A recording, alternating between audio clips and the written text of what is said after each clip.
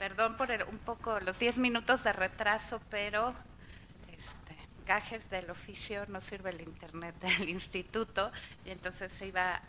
esta sesión se iba a hacer en vivo también vía Facebook y bueno, pues mucha gente pensaba aquí mismo en el instituto verlo por esa vía, entonces estábamos esperando a que llegaran acá. Eh, pues les damos la bienvenida a la sesión académica de este mes, que está a cargo de la Dirección de Investigaciones Epidemiológicas y Psicosociales, y va a estar a cargo del doctor Hamid Vega, que hace como un año ya, no, ¿verdad? Un poco menos.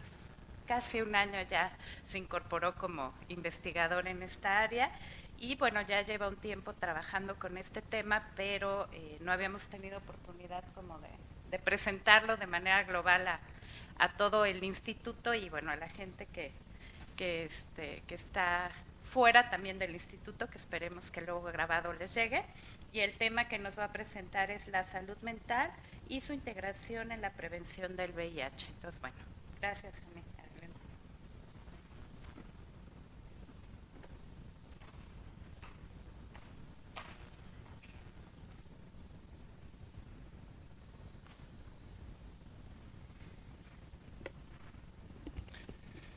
Am, Hola, muy buenos días. Gracias, gracias doctora Shoshana por la presentación y bueno, evidentemente también por la oportunidad de poder compartir acá parte del trabajo que he estado realizando en los últimos años, particularmente en los últimos eh,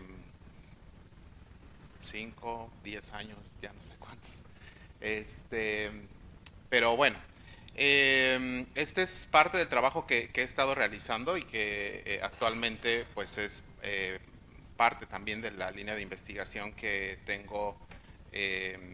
trabajando aquí en el instituto desde el ingreso y voy a tratar de explicar un poco el contexto y la idea del por qué es que es relevante considerar o pensar que la salud mental podría tener que tener su integración dentro de la prevención de la infección por el virus de inmunodeficiencia humana o el virus del VIH. Primero voy a darles un panorama general del VIH y después voy a pasar al tema relacionado con la prevención y específicamente sobre algo que tiene que ver con una medida preventiva que es la que actualmente se está usando y promoviendo específicamente en las poblaciones que están en más alto riesgo de adquirir la infección por VIH.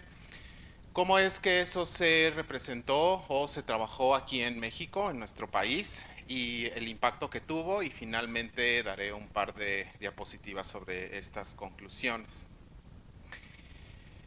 Pero antes, yo quiero comenzar compartiendo con ustedes un poco de la historia de cómo es que llegué a este tema o a esta área. Y la realidad es que cuando yo egresé de acá del instituto como psiquiatra, ya hace algunos años, en el 2011, eh, jamás imaginé y pensé que iba a estar acá frente a ustedes hablando de este tema, porque pues la realidad es que casi siempre uno piensa o cree que vamos a terminar haciendo algo y probablemente la vida nos va llevando hacia otros rumbos. Y la realidad es que fue así, en mi caso. Yo al egresar comencé a trabajar en la clínica especializada Condesa, que probablemente muchos acá conocen y que es la clínica de atención de VIH más grande del país y de Latinoamérica. Y hasta donde tengo entendido, por ejemplo, en los últimos registros que se tienen, tiene alrededor más o menos de 10,000 personas que viven con VIH y que atiende esta clínica y que ha sido el modelo de atención en primer nivel de atención para la provisión de servicios a las personas que viven con VIH y a las poblaciones que tienen un mayor probabilidad de poder adquirir esta infección a lo largo de esa vida de su vida, perdón. Entonces acá tuve la oportunidad de conjuntar y crear un equipo de salud mental que estaba conformado por psiquiatras y un equipo de psicología que pues gradual y paulatinamente fue creciendo hasta la actualidad. Pero en ese camino conocí a la doctora Rebeca Robles en su momento, porque pues en ese entonces recordarán que estaban los estudios de campo acerca de la clasificación internacional de enfermedades en su versión 11 y verificar que los nuevos criterios de clasificación para ciertas patologías o enfermedades pudieran ser válidos y pudieran ser usados. Y en ese entonces se propuso que la condición trans fuera removida y quitada del capítulo de trastornos mentales y para eso hacía falta una investigación. Entonces tuvimos la fortuna de ser invitados por la doctora a participar en este proyecto de investigación que afortunadamente justo pudo comprobar y pudo verificar que efectivamente ser una persona trans no es una patología mental porque no tiene nada que ver el hecho de que las personas desarrollen cierta sintomatología depresiva, ansiosa o de algún otro tipo de psicopatología con la condición como tal de ser una persona trans, sino más bien con la serie de violencias y la serie de estigmatizaciones que vive la persona a lo largo de su vida. Y con esto es que se pudo remover con evidencia científica cómo es que la condición trans no tiene nada que ver con la patología mental. Y así es como me empezó a nacer el interés más, digamos, como más acuicioso por la investigación y al darme cuenta que en nuestro país, como en muchas otras áreas, no existe mucha evidencia relacionada con la salud mental hacia las minorías sexuales y de género, es que comencé pues este camino que les voy a platicar, pues, ¿no? Yo les decía que iba a comenzar hablándoles sobre las generalidades del VIH, porque pues efectivamente fue con lo que empecé a tener que empaparme en el tema y a saber con mayor profundidad de lo que probablemente pude haber aprendido en mi formación como médico, como psiquiatra. Y la realidad es que la epidemia del VIH sigue siendo un problema mundial, sigue siendo un problema que ataca a la humanidad y que es algo que no se ha podido frenar de la manera que se hubiera querido y se hubiera deseado, porque sigue habiendo nuevas personas, perdón, sí, y sigue habiendo personas que se siguen o que siguen adquiriendo la infección por VIH de manera anual y es un número que, pues si bien ha mejorado, la realidad es que no como se esperaba y no como se quería. Entonces existen alrededor de 38 millones de personas todavía que viven con VIH según las últimas estimaciones de ONU-SIDA y para la región de Latinoamérica 2.2 millones. De estos 2.2 millones, tengo que acotar que Brasil y México somos los que más aportamos a este número porque pues evidentemente somos los países que tenemos mayor cantidad de población y por lo tanto no es raro ver o saber que así es como sucede en la región de Latinoamérica. Y CENSIDA, que es el Centro de Vigilancia, Control y Prevención del VIH en nuestro país, estima, según en el último año, que existen alrededor de 360,000 personas que viven con VIH en nuestro país, lo cual representa alrededor de un 2.3 de prevalencia a nivel nacional. Y podríamos pensar que es poco, pero sí llevamos esa prevalencia a ciertos grupos en específico, vamos a poder observar que estas prevalencias se elevan muchísimo y es así como vemos que, por ejemplo, entre los hombres que tienen sexo con hombres, la prevalencia es alrededor del 17%, y en mujeres trans, SIDA lo estima que es de un 4.9%, sin embargo, hay algunos otros estudios en otras poblaciones igual de mujeres trans que estiman incluso prevalencias de hasta el 34%. De hecho, a nivel mundial, en otras regiones donde el VIH también se encuentra como en una epidemia concentrada, o sea, es decir, que no está generalizada hacia toda la población, las mujeres trans y los hombres que tienen sexo con hombres son las poblaciones que más prevalencia tienen de este padecimiento. Entonces, desde aquí podemos observar cómo es que estos grupos poblacionales específicos y por el hecho de pertenecer a una minoría sexual y de género, pues representan una alta representatividad, vaya la redundancia, de esta enfermedad. Y si bien en Latinoamérica se han logrado bastantes pues avances en este sentido, afortunadamente hay cada vez más acceso al tratamiento antirretroviral en la región y eso pues es algo de celebrarse y de agradecer porque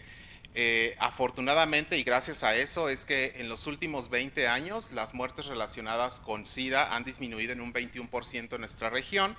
y eso ha ayudado a que más personas puedan vivir con la enfermedad más tiempo, con calidad y cantidad, gracias al acceso al tratamiento. Sin embargo, como ustedes pueden ver en esta gráfica igualmente publicada por este organismo internacional, pueden ver que el porcentaje de avance con respecto a las nuevas infecciones se ha quedado plano, pues, en los últimos 20 años. Y esto, según conclusiones o según estimaciones de UNOCIDA, tiene que ver con que en la región, por alguna razón, se ha perdido este impulso de respuesta hacia el VIH y esto ha impactado sobre todo a las poblaciones en mayor vulnerabilidad, específicamente a las minorías sexuales y de género. Y es que los programas de prevención, específicamente de manera general, se han enfocado básicamente en la transmisión sexual porque es la vía de transmisión que mayor número de nuevos casos genera o responde a estos nuevos casos año con año.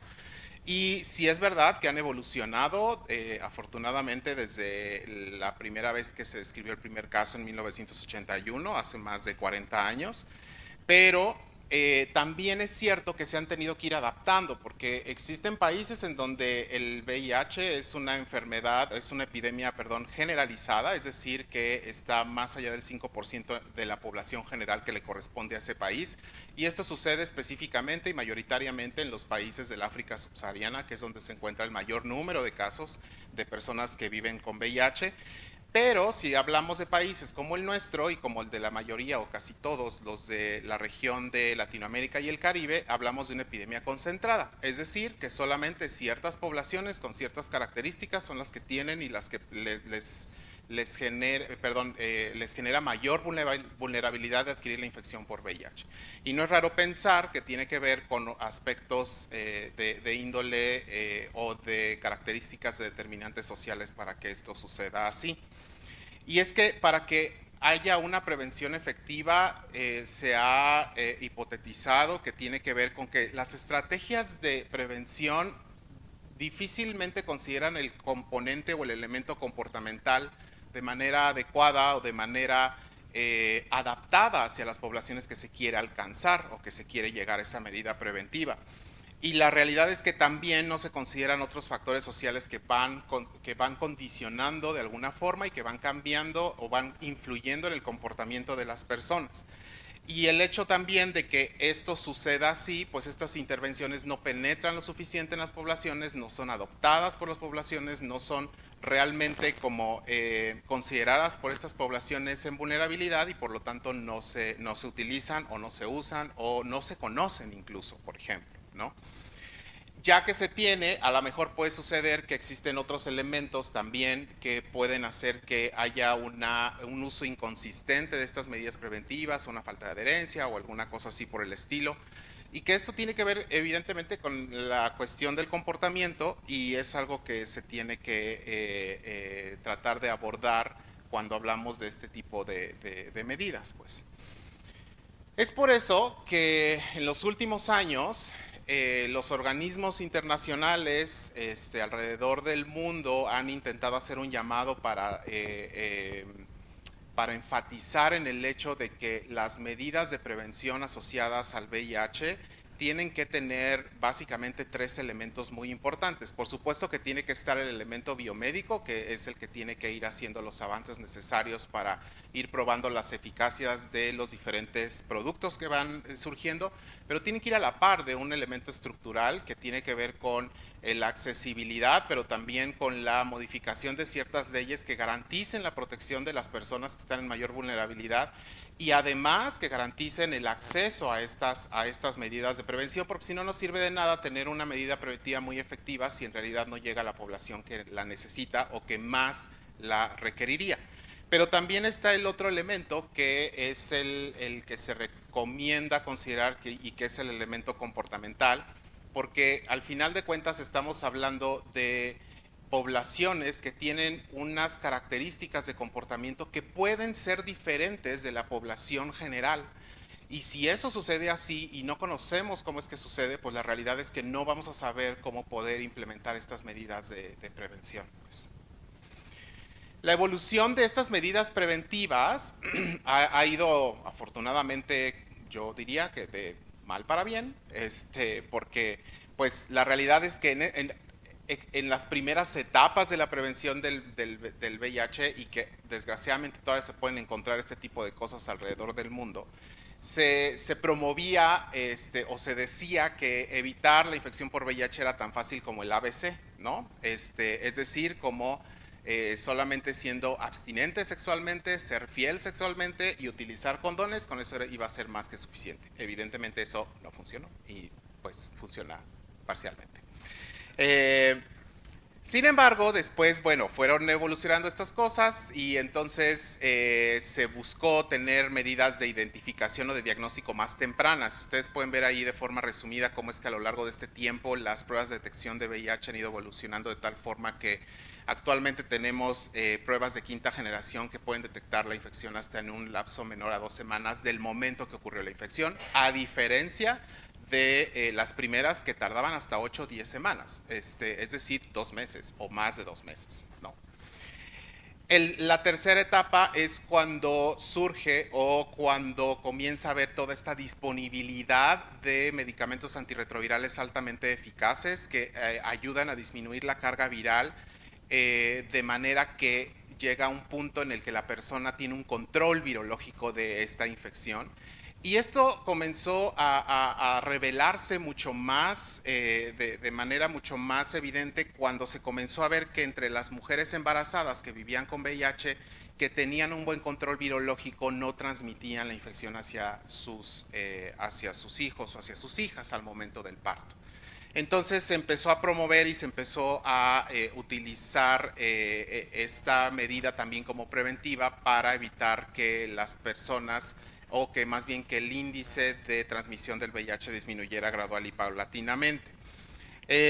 También en esta época, aquí lo pongo muy pequeño, pero en esta época también se hizo mucho énfasis en la reducción de daños entre los usuarios de drogas intravenosas para justo también evitar la transmisión y entonces hacer un recambio, por ejemplo, de agujas y jeringas que pudieran ser las vías de transmisión de esta infección entre las personas que usan este tipo de sustancias. Y en esta última etapa, tal vez diría incluso como penúltima en realidad, porque ya está habiendo una nueva etapa en este sentido, pero en esta última etapa que viene de los 2000 para acá, principios de los 2000 para acá, al identificar que las personas que viven con VIH tienen un control virológico, no transmiten la infección por VIH por vía sexual, es que entonces empieza a promover la medida de hacer una prueba y tratar inmediatamente. Es decir, actualmente ninguna persona que tenga el diagnóstico positivo tiene por qué esperar a iniciar un tratamiento antirretroviral. O sea, es decir, en el momento que se diagnostica, en ese momento se tiene que dar el tratamiento, porque no hay ninguna justificación científica que avale o que respalde el hecho de que tenga que esperarse, solo porque la persona está asintomática a lo mejor o porque no tiene alguna enfermedad definitoria de SIDA, evidentemente no tiene por qué esperar y tiene que empezarlo inmediatamente. De esta forma la persona puede llegar a un estado de indetectabilidad y el hecho de llegar a un estado de indetectabilidad no hay forma que pueda transmitirse la infección por vía sexual, pues. Y cuando digo no hay forma es cero, no es casi cero, no es pues puede ser que sí, no, cero. Si no hay o si la persona está en un estado de indetectabilidad, no hay forma que pueda transmitir la infección por VIH y por lo tanto, por vía sexual y por lo tanto puede, pues si así lo desea, tener relaciones sexuales sin protección, a sabiendas evidentemente que pues puede haber otras infecciones de transmisión sexual, pues no, pero eso no es asunto de nosotros. Pues. En resumen, ustedes pueden ver acá en esta gráfica cómo es que ha ido evolucionando gradual y paulatinamente y lo que nos trae acá es esta nueva medida preventiva, nueva entre comillas porque ya tiene prácticamente 13 años que comenzó, como ustedes pueden ver, a salir los primeros estudios en los que se identificaba cómo es que esta medida podía ayudar a prevenir la infección por VIH, que es la profilaxis preexposición. ¿Pero qué es la profilaxis preexposición?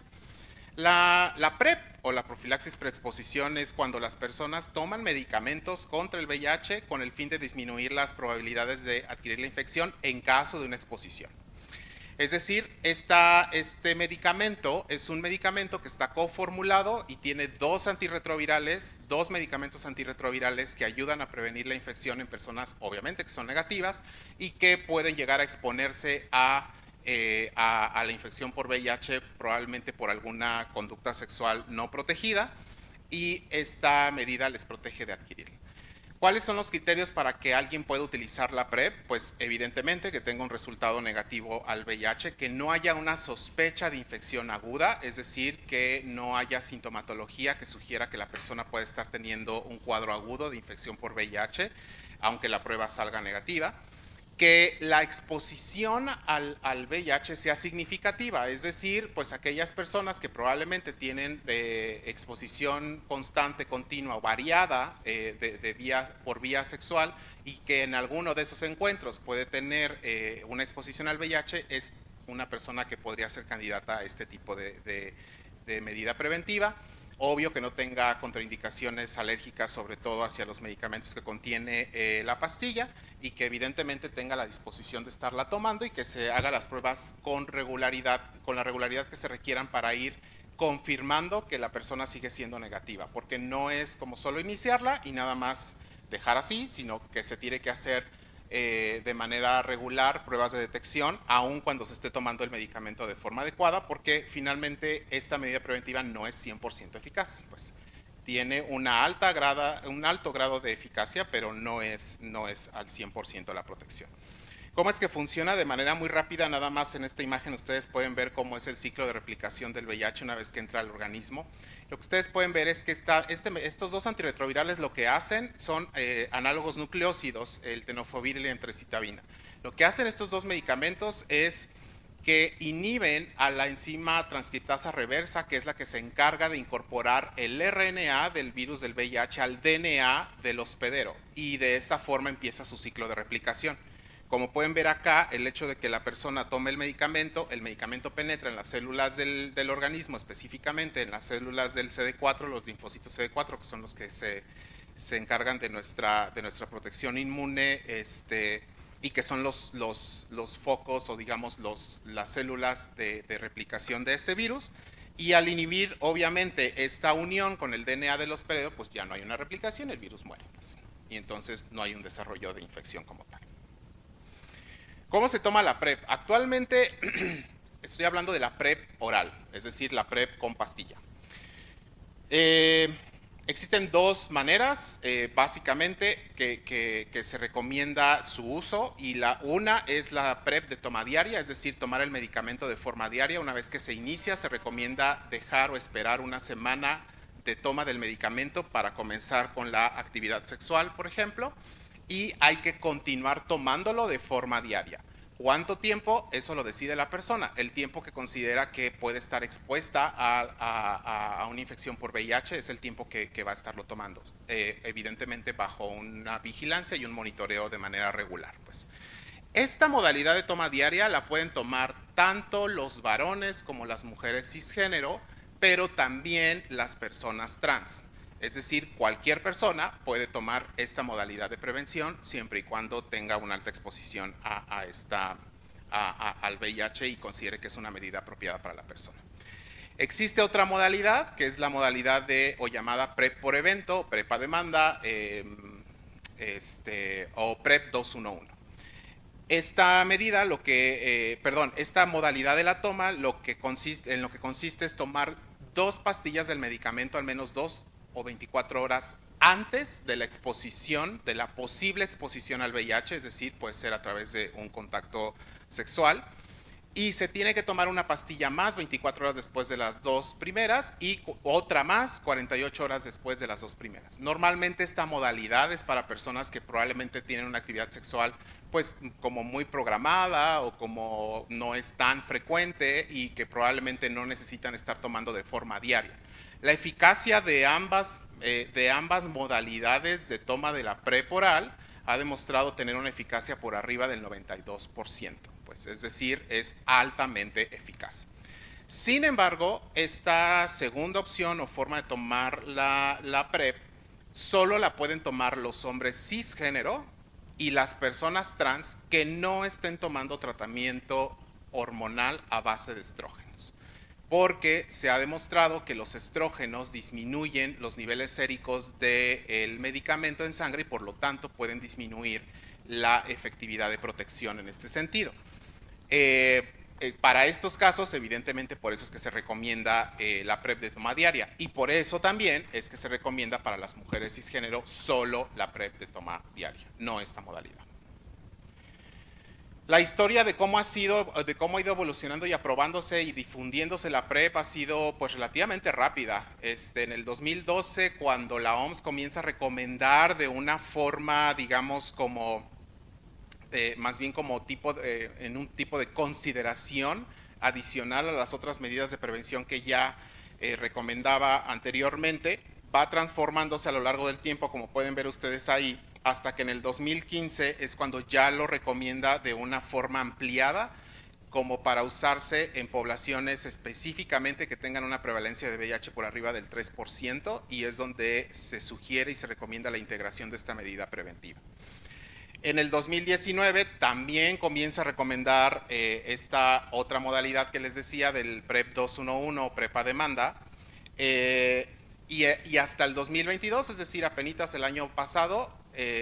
fue que recomienda también el uso de la PrEP a demanda, por ejemplo, para personas trans que no estén tomando tratamiento hormonal, porque anteriormente solo lo recomendaba para los hombres cisgénero. Ahora ya agregó a este otro grupo de población y por lo tanto también puede ser tomado por este grupo de población. Y también nada más quisiera resaltar que se agrega ahora una recomendación adicional de utilizar la PrEP inyectable, que es un tipo de PrEP que se administra por vía intramuscular y es de forma bimensual y que actualmente está, digamos, como en las últimas fases de los estudios clínicos y pues bueno, en algunos países está también disponible, aunque todavía son muy poquitos los que lo tienen. Antes de que nos llegara una pandemia llamada COVID, pues evidentemente el ONUCIDA, la OMS, era muy optimista y decía y pensaba que para el 2020 iba a haber más o menos 3 millones de personas alrededor del mundo tomando la PrEP o bajo la PrEP, pero pues no, la realidad es que en el 2019 había solamente 590,000 personas, lo cual decía, bueno, en un año no vamos a alcanzar a cubrir el 80% que nos falta, ¿verdad? Pero pues eso obviamente ya también cambió una vez que surgió una pandemia mundial, ¿verdad? Según las últimas estimaciones que tiene del 2021, estos son los países que tienen disponible PrEP de alguna manera, ya sea por proyecto, porque ya es parte de la política, etcétera. Podrán ver ahí a lo mejor, entre más oscuro, quiere decir que hay más personas que están bajo la PrEP o que por lo menos han tomado PrEP alguna vez en la vida. Podrán ver, por ejemplo, que países de Europa y de Estados Unidos no están ahí, sí tienen PrEP, nada más que en este último reporte pues no compartieron los datos, por eso es que no están ahí, pero bueno, en varios países de Europa sí existe y en Estados Unidos y Canadá también. Los años que vienen en este sentido es que no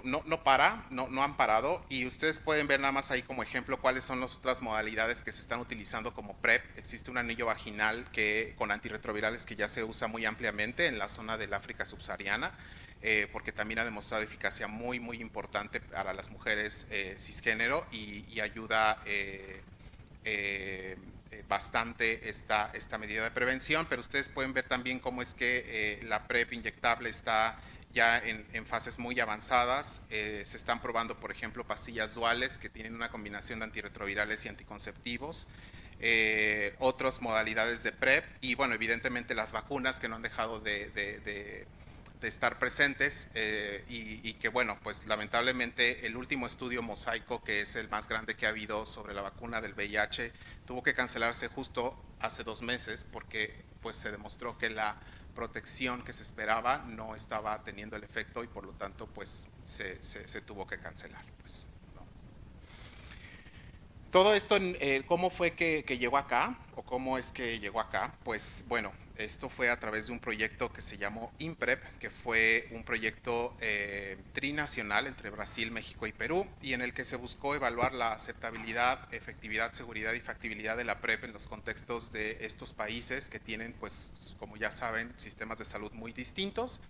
pero no solamente en los contextos de servicios públicos, sino también de organizaciones no gubernamentales o comunitarias. Pues. Este equipo fue liderado por el equipo de Brasil, específicamente por la doctora Valdilea Veloso, que fue la encargada de liderar todo este esfuerzo, y quienes estuvimos tanto en México como en Perú, pues también trabajamos en nuestras respectivas áreas y lugares.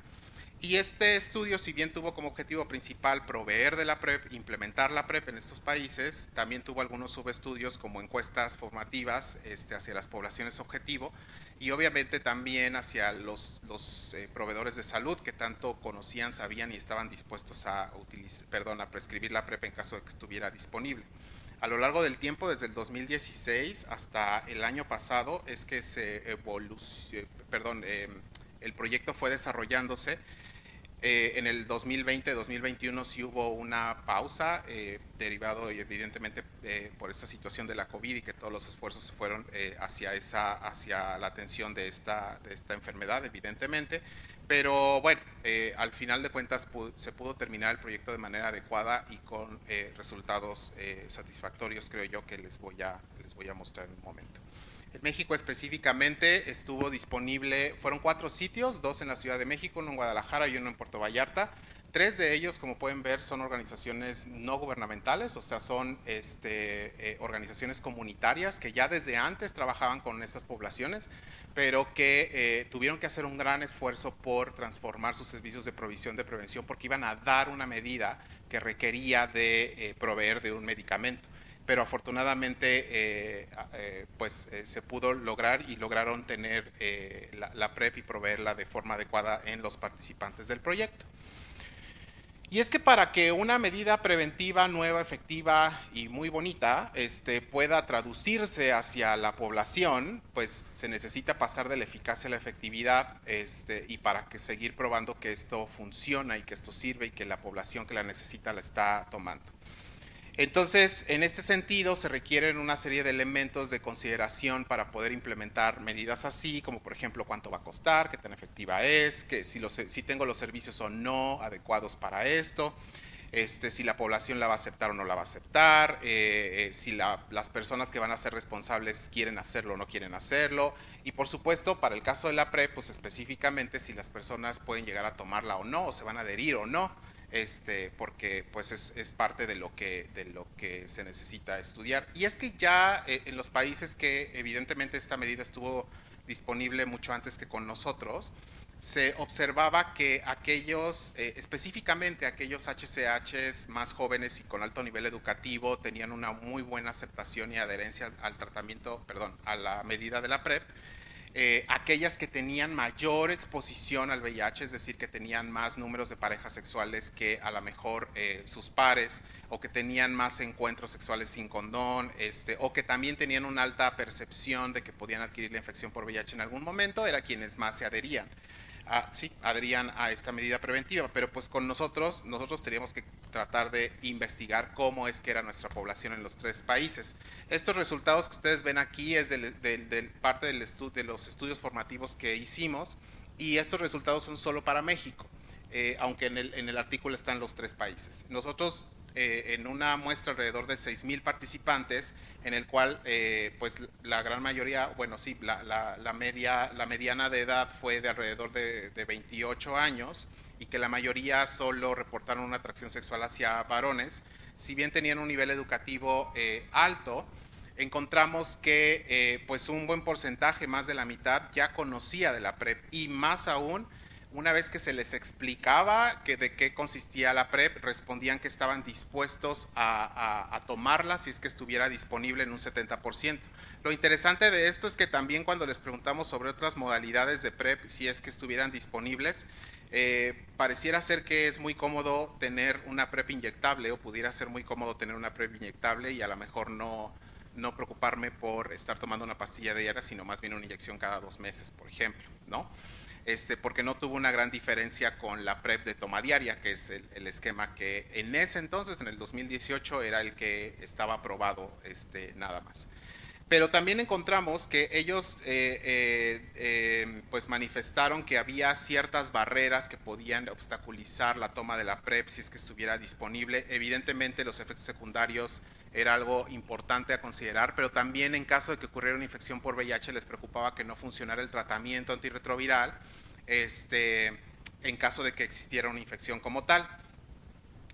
También el hecho de tener que ir a hacerse pruebas cada 3 meses era algo relevante o importante, o que también de pronto las personas por el hecho de tomar la PrEP esperaran que tuvieran relaciones sexuales sin protección, porque recordemos que esto solo protege al VIH, no protege para otras infecciones de transmisión sexual, y habitualmente se recomienda que se utilice como complemento del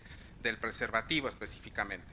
Los facilitadores que reportaron con mayor frecuencia fue obviamente que fuera gratis todo, es decir, las pruebas, el tratamiento, el seguimiento, etcétera, etcétera, etcétera. Y a la hora de hacer algunos análisis para ver qué era lo que más se asociaba a esta disposición a tomar la PrEP, encontramos que era el conocimiento acerca de la misma. O sea, es decir, tener un mayor conocimiento acerca de que existe la PrEP y de cómo es la PrEP, pues eso va a aumentar la disposición a tomarla, evidentemente, mucho más allá de los facilitadores y de la gratuidad y estas cosas. Pero más allá de eso, ya a un nivel mucho más individual, lo que también hicimos fue evaluar aspectos de la personalidad aspectos del temperamento y carácter de la personalidad en un subgrupo de participantes con relación a la disposición a tomar la PrEP, porque también es cierto que pues sí importa como toda la infraestructura, todos los factores de alrededor, pero también los elementos individuales importan y son relevantes a la hora de tomar decisiones con respecto a la prevención. Y en este estudio más pequeño que pueden observar, que fue hecho igualmente en hombres que tienen sexo con hombres, encontramos una disposición a tomar la PrEP de casi el 66%, muy cercana a la que encontramos en la otra población. Y lo que descubrimos acá es que solamente unos aspectos muy particulares de la personalidad son los que tienen una relación con la disposición a tomar la PrEP. Por ejemplo, aquellos que tienen como un temperamento como mucho más perseverante, enfocado a logros y autodisciplina, tienen una mayor disposición a tomarla. Y en cambio aquellos que son como, o que tienden a tener como un temperamento como más de timidez o de dependencia, pues tienen una menor disposición a hacerlo. Sin embargo, eso no quita que tengan alta exposición al VIH relacionándolo con sus conductas sexuales. En las mujeres trans también encontramos una alta disposición a tomar la PrEP, si bien al principio cuando se les preguntaba si conocían la PrEP o no, había un porcentaje importante que no la conocía y que era bajo. Una vez que se les explicaba, por supuesto que deseaban y querían tomar la PrEP y deseaban tomar la PrEP porque pues al final de cuentas esta población sabe también que es una población que está en alto riesgo de adquirir la infección en algún momento de su vida, considerando las características y los determinantes sociales que lamentablemente tiene esta población. Para ellas específicamente era más preocupante los efectos secundarios, pero también que tuviera alguna interacción con el tratamiento hormonal, evidentemente, ¿no? Pues finalmente es un aspecto de su vida que es muy relevante e importante y que también fue de preocupación para ellas. Y dicho sea de paso, aquí quiero mencionar que no existe ningún tipo de problema con el tratamiento hormonal y la PrEP, y que pueda disminuir la eficacia del tratamiento hormonal. No, en realidad eso no sucede, más bien sucede al revés. Puede disminuir los niveles séricos de la PrEP y por eso es que en ellas específicamente se recomienda que lo tomen de forma diaria. No pueden tomarlo o no pueden tomar la PrEP por evento. Pero bueno, ¿y qué pasaba con los potenciales proveedores de la PrEP? Pues lo que nosotros hicimos fue hacer una encuesta también sobre la disposición a prescribirla, y pudimos ver que alrededor del país, en esta muestra de 142 médicos y médicas que están relacionadas con la atención al VIH, pues sí había como una alta disposición a prescribir la PrEP, relativamente del 65% más o menos, pero en comparación con Brasil, por ejemplo, pues era mucho menor. y obviamente la experiencia que tenían prescribiéndola de forma previa pues también era mucho menor, porque recordemos que para este entonces el proyecto todavía estaba en curso y la realidad es que la PrEP todavía no estaba disponible en nuestro país. Sin embargo, podemos observar cómo es que tanto los médicos de Brasil como de México conocían perfectamente de qué era la PrEP, cómo era la PrEP, etcétera, ¿no? Por eso es que nos interesó saber, bueno, pues qué es lo que podría llegar a impedir que pudieran prescribirlo. Y ustedes pueden ver acá que cómo es que algunos aspectos o las razones por las cuales ellos potencialmente o ellas potencialmente no podrían o no prescribirían la PrEP, pues tiene que ver con que consideran que las intervenciones del comportamiento son las que tienen que estar, que tienen que reforzarse. El problema con eso es que ya está probado que no funciona al 100% y no funciona como debería de funcionar y no va a funcionar si no se combina, pues no. Entonces, esta idea que se tiene en este sentido, pues va a ser un poco difícil pues cambiarla, pero por eso es que hay que aumentar el conocimiento y la evidencia que se tiene al respecto de la PrEP y cómo es que tiene pues, sí, una mayor eficacia que diversas intervenciones conductuales en este sentido. Pero también, por ejemplo, algunos otros aspectos que ellos consideraban como relevantes es que, por ejemplo, aumentar el comportamiento sexual de riesgo, es decir, que pues dijeran, bueno, pues como los usuarios ya tienen PrEP, entonces van a aumentar las conductas sexuales de riesgo, y esto sí, sí pasa, pero también en algunos otros casos no pasa, al contrario, empiezan a tener conductas de autocuidado mucho más frecuentes, al tener un monitoreo mucho más frecuente, se detectan más tempranamente otras ITS, se tratan más tempranamente y entonces eso hace que se tenga un mayor cuidado en ese sentido. Y por eso es que es muy relevante e importante difundir y tener una mayor difusión de la evidencia real y basada en hechos que suceden alrededor del mundo para que se pueda observar que esto no sucede como de pronto se cree o se piensa. Pues. Esto nos sirvió de base para pues hacer esta difusión del proyecto a lo largo de estos años y hacer y reclutar una serie pues de participantes que estaban interesados en estar bajo esta medida preventiva y esto nos llevó como resultado recientemente el mes pasado, sí, el mes pasado es que se publicaron los resultados ya finales de este gran proyecto de investigación en el que ustedes pueden observar cómo es que México y Brasil tuvieron el mayor número de participantes, a pesar de que en México solamente hubo 4 sitios de reclutamiento, se tuvo este nivel importante de participantes durante este tiempo y se tuvo una muestra pues poquito arriba de los 9.500 entre los 3 países. Dentro de los hallazgos principales, si bien en el artículo están los resultados de los 3 países, yo solo les voy a decir los de México, porque pues es lo que nos interesa. Y sí tengo que decir que lamentablemente el porcentaje de personas trans, específicamente de mujeres trans más bien, que tuvimos fue muy bajito en comparación con los hombres cisgénero. Esto fue una verdadera limitación para nuestro proyecto porque fue algo muy difícil y fue algo que justo se pudo observar y ver que fue complicado reclutar a las mujeres trans en este proyecto de investigación porque fue realmente muy, muy, muy difícil. Pero bueno, lo que pudimos ver es que era una población que efectivamente tenía una alta exposición al VIH y que, ¿por qué? Pues porque tenía conductas de alta exposición, como por ejemplo un gran número de parejas sexuales en los últimos 6 meses, un porcentaje muy importante había tenido por lo menos alguna vez, estos son los datos basales, alguna vez había tenido alguna conducta sexual, sexo anal sin condón receptiva, que esa es la conducta sexual que mayor riesgo confiere de adquirir la infección por VIH, obviamente si no se utiliza el preservativo. En un 22% se reportó que tuvieron algún tipo de sexo transaccional, pero quiero también llamar la atención en el consumo de sustancias y de alcohol, que es un porcentaje altísimo, muy, muy, muy alto, y dicho sea de paso, la muestra o la corte mexicana tuvo este porcentaje de consumo de sustancias mucho más alto que los otros 2 países, que es justo uno de los elementos que tenemos pendientes de subanalizar, pero bueno, una vez que ya tenemos este artículo principal ya podemos hacer todo lo demás, antes no. Pero bueno, podemos ver cómo es que este es un alto porcentaje de consumo de sustancias y muchas veces está relacionada con la conducta sexual, lo cual, pues, como podrán pensar, pues tendrá que también probablemente conferir un poco de más de riesgo de exposición al VIH. Y con respecto a los indicadores principales que fueron objetivo de este estudio, fue como evaluar el porcentaje de pérdida temprana. Afortunadamente tuvimos un porcentaje pequeño, que pérdida temprana se consideró como aquellos que fueron reclutados, evaluados basalmente, pero que ya nunca más regresaron. Entonces fue un porcentaje bastante pequeño, afortunadamente, y la retención a largo plazo de la muestra original o basal fue casi del 70% para México.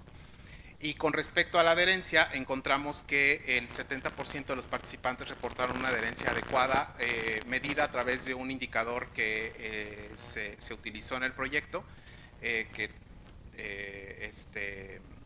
se hacía en cada una de las visitas, pero también está justo en proceso un análisis también secundario de algunos niveles de medicamento en una muestra de usuarios para saber justamente si esto coincide con los niveles séricos del medicamento.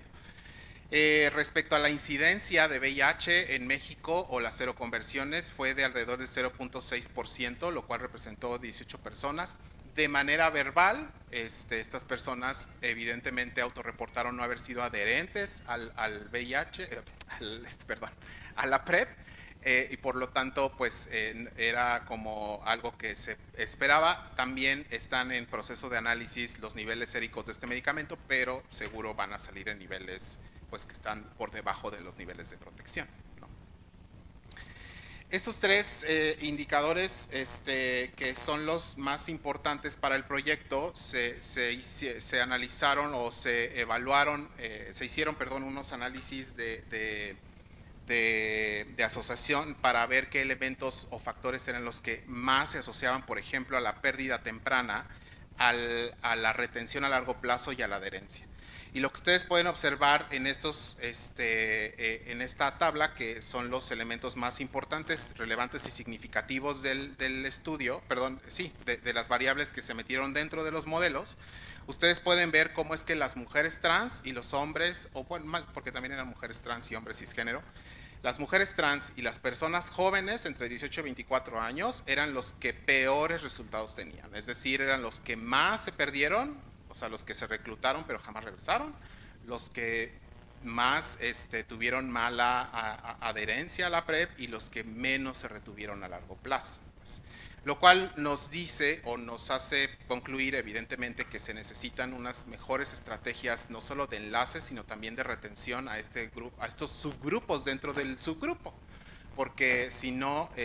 difícilmente vamos a poder llegar a estas subpoblaciones. Y también, dicho sea de paso, la mayor parte de las nuevas infecciones, específicamente en las poblaciones clave o en las minorías sexuales y de género, las nuevas infecciones por VIH está representada por este grupo de 18 a 24 años. Es donde se presenta el mayor número de nuevos casos en la región de Latinoamérica y en nuestro país, que no es la excepción. Si bien estamos en proceso de hacer subanálisis, tenemos algunos análisis preliminares en donde pudimos evaluar, por ejemplo, los estilos de afrontamiento que tiene la persona o que tuvieron los participantes y la retención temprana, y pudimos ver cómo es que de los tres estilos de afrontamiento que evaluamos, el estilo de afrontamiento evitativo fue el que tuvo diferencias, es decir, aquellos participantes que tenían un estilo evitativo, o sea, que de pronto podían percibir que tomar la PrEP o el seguimiento o estas cosas pudiera ser algo como estresante, eran los que más se perdían, ¿no? Eran los que más se perdían durante el seguimiento, a pesar de que eran participantes que sí tenían conductas sexuales de alta exposición y que por lo tanto pues eran necesario que mantuvieran la PrEP. Y de igual manera, en un subanálisis, esto es, repito, son como análisis preliminares que hemos hecho porque faltaba que se publicara el artículo principal, pudimos ver cómo es que evaluamos aspectos de depresión y de salud mental en general, en participantes de los tres países, y lo que pudimos observar es que pareciera ser que la depresión y la salud mental no tienen una asociación directa con la adherencia a la PrEP, Sin embargo, una limitante de este subanálisis, que esperamos mejorarlo ahora con la muestra total, es que el porcentaje o la proporción de aquellos que no fueron adherentes a la PrEP era muy baja, pues en comparación con los resultados finales, que como vieron, pues es alrededor del 30%, por lo menos para México, pues, ¿no?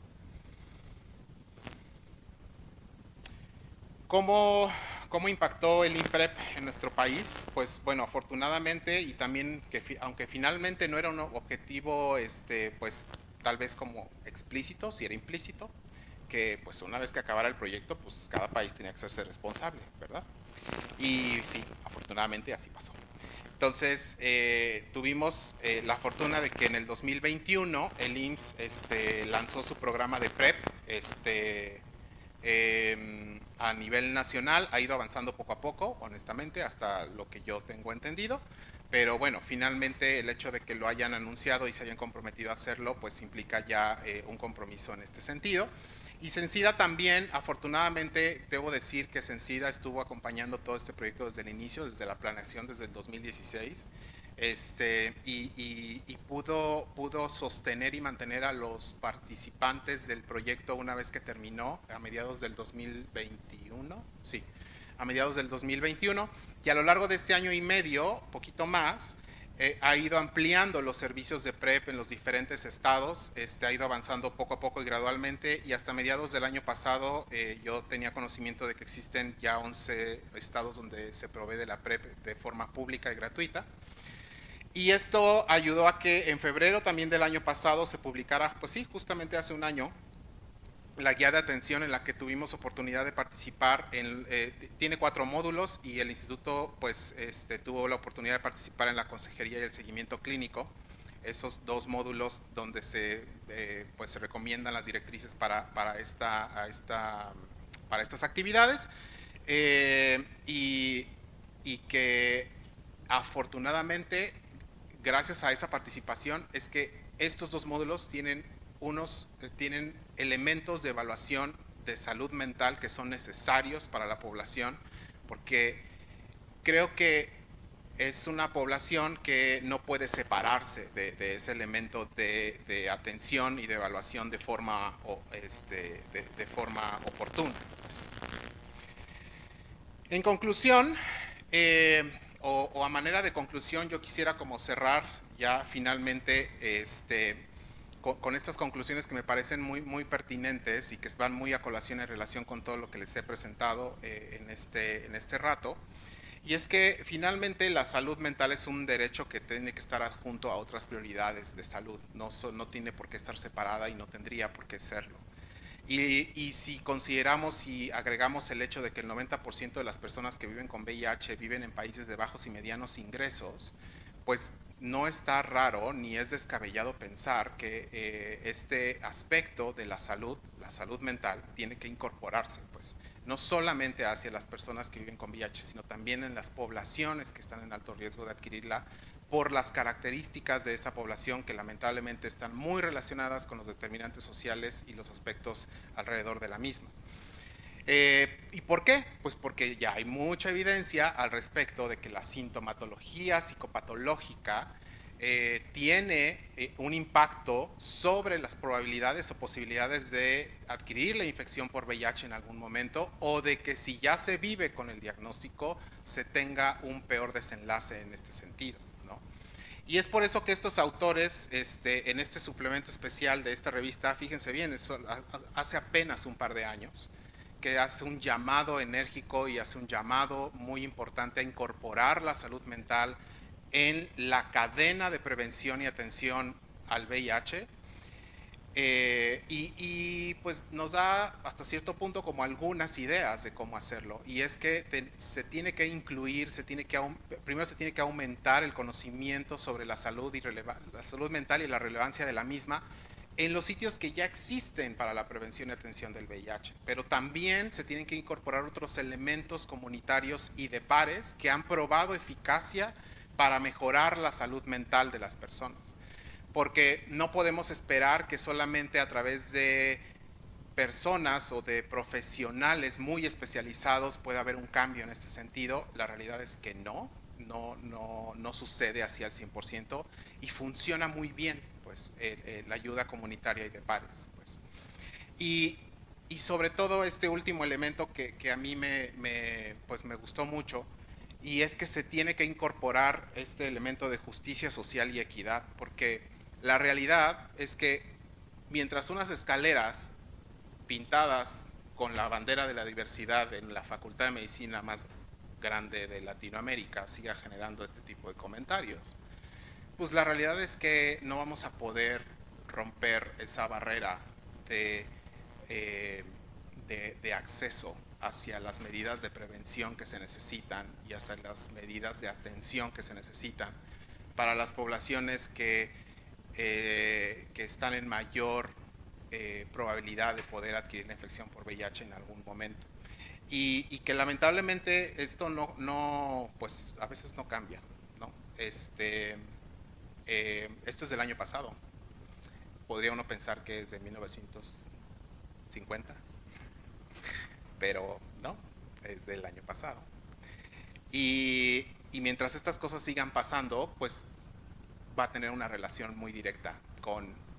las medidas de prevención asociadas específicamente hacia el VIH, ¿no? Y por eso es que los mismos autores dicen que la aspiración de un mundo sin VIH no puede suceder sin la integración de la salud mental a lo largo de todos los sitios de prevención y atención del mismo. Y coincido con ello. La verdad es que creo que no va a suceder una modificación, un cambio, si no hacemos una integración de manera apropiada. Yo solo, bueno, finalizo nada más agradeciendo, evidentemente quiero agradecer a todo el equipo de Brasil y de Perú, y bueno, por supuesto a mis colegas mexicanos y mexicanas, especialmente a la doctora Medina Mora y a la doctora Rebeca Robles, porque pues evidentemente no hubiera podido eh, transitar por este largo camino si no hubiera tenido la ayuda de ellas, y por supuesto también al doctor Madrigal, porque una vez que hubo el cambio de administración él se mostró bastante dispuesto a mantener y continuar el trabajo del instituto en este gran proyecto, y que pues bueno, creo que tuvo resultados pues adecuados y sobre todo para la población a la cual iba dirigida, que ese era el objetivo principal, ¿no? Que se tuviera acceso a esto. Y finalmente, ahora sí, pues eso, yo quisiera agradecerles su presencia, su estancia acá. Eh, Obviamente a la dirección general, porque pues no estaría aquí frente a ustedes si no hubiera tenido como esta oportunidad de seguir trabajando en lo que estaba trabajando, a la DIEP a la cual ahora pertenezco y que también estoy muy agradecido por recibirme y por permitirme ingresar a las filas de la investigación. Este, pero también no puedo olvidar, y a lo mejor es un poco la nostalgia, sí, sí es la nostalgia, porque hace 2 semanas que hubo la ceremonia de clausura, obvio se revivieron muchas cosas. Y no puedo olvidar que en servicios clínicos fue donde yo me formé como psiquiatra, y de lo cual estoy muy orgulloso y me siento muy contento y muy feliz, porque esto me ha permitido combinar justo mi actividad clínica con la actividad de investigación y que me hace sentir pleno, pues. Y que además me da un sentido de poderle regresar y poder hacer algo por la comunidad a la que yo pertenezco y a la cual eh, considero y creo que nos hace falta mucho trabajo todavía, y mucho trabajo desde estos espacios donde antes no teníamos tanto acceso, o que teníamos un acceso como muy velado tal vez, y creo que es importante tener esta representatividad también, pues, ¿no? Y por eso es que sí agradezco mucho como el espacio que representa el instituto acá. Y pues eso es todo.